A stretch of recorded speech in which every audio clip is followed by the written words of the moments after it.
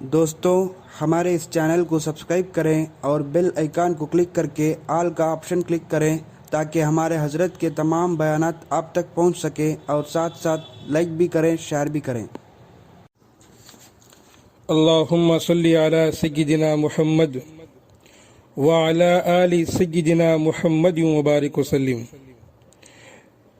رمضان کی فضیلت کا اندازہ اس حدیث سے بھی لگایا جا سکتا ہے جس میں آتا ہے کہ اس مہینے کی ہر دن اور رات میں مسلمان کی کوئی ایک دعا ضرور قبول ہوتی ہے۔ حدیث مبارکہ میں آتا ہے، حضرت ابو سعید خدری رضی اللہ تعالیٰ عنہ روایت کرتے ہیں کہ رسول اللہ صلی اللہ علیہ وسلم نے ارشاد فرمایا،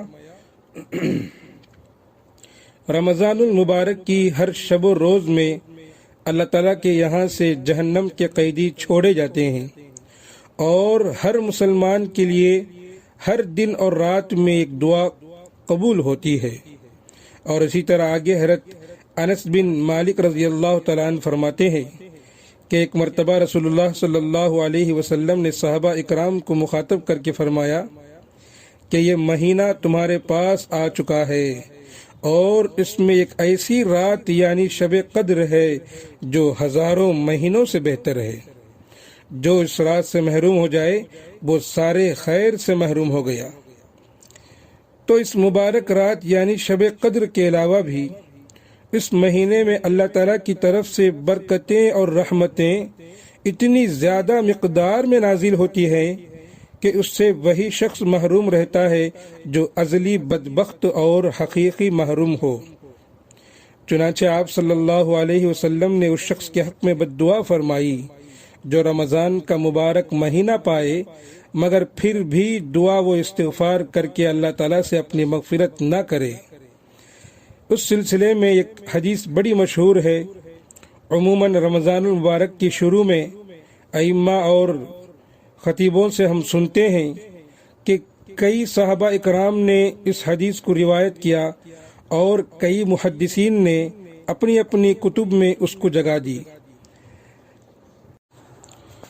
حضرت کعب رضی اللہ تعالیٰ عنہ روایت کرتے ہیں کہ ایک مرتبہ رسول اللہ صلی اللہ علیہ وسلم نے ارشاد فرمایا، منبر کے قریب ہو جاؤ۔ ہم حاضر ہو گئے۔ جب آپ صلی اللہ علیہ وسلم نے منبر کے پہلے درجے پر قدم رکھا تو فرمایا آمین۔ جب دوسرے پر قدم رکھا تو آپ صلی اللہ علیہ وسلم نے فرمایا آمین۔ جب تیسرے پر قدم رکھا تو پھر فرمایا آمین۔ جب آپ صلی اللہ علیہ وسلم خطبے سے فارغ ہو کر نیچے اترے تو ہم نے عرض کیا، یا رسول اللہ، آج ہم نے آپ سے منبر پر چڑھتے ہوئے ایسی بات سنی جو پہلے کبھی نہیں سنی تھی۔ تو آپ صلی اللہ علیہ وسلم نے ارشاد فرمایا کہ اس وقت جبرائیل امین میرے سامنے آئے تھے۔ جب پہلے درجے پر قدم رکھا تو انہوں نے کہا، ہلاک ہو جاؤ وہ شخص جس نے رمضان کا مبارک مہینہ پایا پھر بھی اس کی مغفرت نہ ہوئی۔ تو میں نے کہا آمین۔ پھر جب میں دوسرے درجے پر چڑھا تو انہوں نے کہا، ہلاک ہو جاؤ وہ شخص جس کے سامنے آپ صلی اللہ علیہ وسلم کا ذکر مبارک ہو اور وہ آپ پر درود پاک نہ بھیجے۔ میں نے کہا آمین۔ جب تیسرے درجے پر چڑھا تو انہوں نے کہا، ہلاک ہو جاؤ وہ شخص جس نے اپنے والدین یا ان میں سے کسی ایک کو بڑھاپے میں پایا پھر ان کے والدین اسے جنت میں داخل نہ کرائے۔ میں نے کہا آمین۔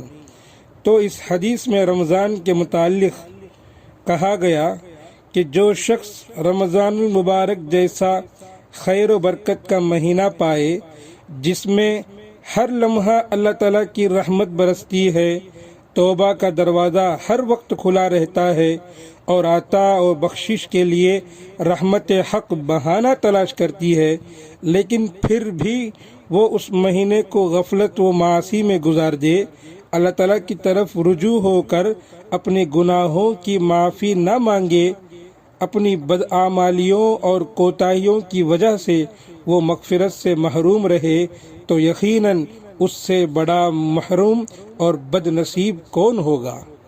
پھر جبرائیل امین کی دعا اور رسول اللہ صلی اللہ علیہ وسلم کی اس پر آمین کے بعد ایسے لوگوں کی ہلاکت و بربادی میں کیا شبہ ہو سکتا ہے؟ اللہ تعالی ہم سب کو ان تینوں چیزوں سے بچنے کی توفیق عطا فرمائے اور رمضان کی قدر کرتے ہوئے رمضان کو گزارنے کی توفیق عطا فرمائے، آمین۔